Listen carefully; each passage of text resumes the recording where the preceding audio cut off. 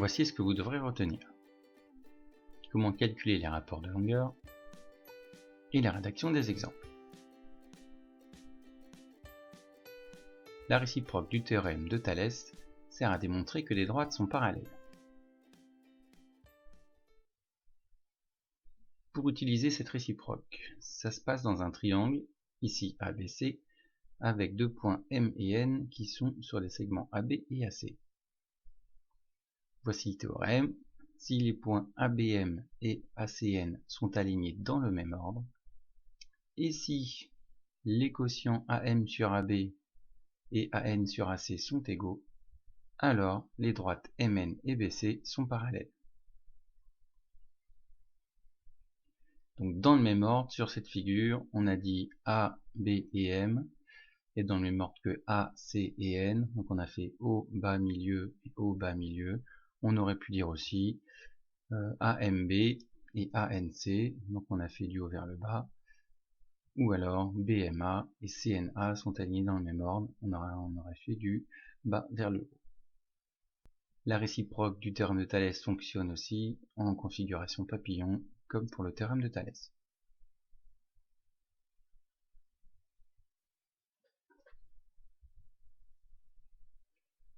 Il faut démontrer ici que les droites PF et EC sont parallèles. On connaît quelques longueurs, il n'y a plus qu'à appliquer la réciproque du théorème de Thalès. On commence par dire que les points A, P, E et A, F, C sont alignés dans le même ordre. Ensuite, il faut vérifier que deux quotients sont égaux. Pour trouver ces deux quotients, au brouillon, on écrit le théorème de Thalès comme si les droites étaient parallèles. Sauf que là, on ne le sait pas encore. Donc au brouillon, on a ces trois égalités. Le dernier quotient concerne les droites qui sont parallèles à la fin. Donc on va garder que les deux premiers, AP sur AE et AF sur AC. On va les calculer séparément et on va voir s'ils sont égaux. Donc AP sur AE, AP ça nous fait 4, AE ça fait 10, 4 sur 10, c'est-à-dire 0,4. Dans certains cas plus compliqués, il serait utile de garder la fraction simplifiée, on peut écrire aussi 2 cinquièmes. Ensuite, AF sur AC, AF ça fait 2, AC ça fait 2 plus 3, c'est-à-dire 5, c'est-à-dire aussi 0,4. On remarque que les quotients sont égaux, donc on l'écrit. Les quotients sont égaux, donc on écrit bien avec les lettres. On conclut, d'après la réciproque du théorème de Thalès, les droites PF et EC sont parallèles. Avec la configuration papillon, c'est le même principe. Là, on nous demande si les droites LM et PF sont parallèles. Même méthode, on commence par dire que les points sont alignés dans le même ordre. Donc ici, j'ai pris LKF et MKP.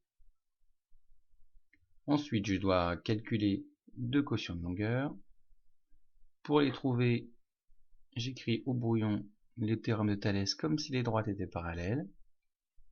Je ne prends pas le dernier qui concerne les deux droites ML et PF. Donc je vais calculer KM sur KP et KL sur KF. Je remplace avec les valeurs de l'énoncé. 4 sur 9, ce qui nous donne environ 0,44, là ça ne tombe pas juste. Et pour KL sur KF, ça nous donne 3 sur 7, ce qui nous donne environ 0,43. Les valeurs approchées ne sont pas égales, donc on peut dire que les quotients ne sont pas égaux. On écrit avec les lettres que les quotients sont différents, et comme ils sont différents, ce n'est plus la réciproque, c'est une conséquence du théorème de Thalès, donc on conclut par, d'après le théorème de Thalès, les droites LM et PF ne sont pas parallèles.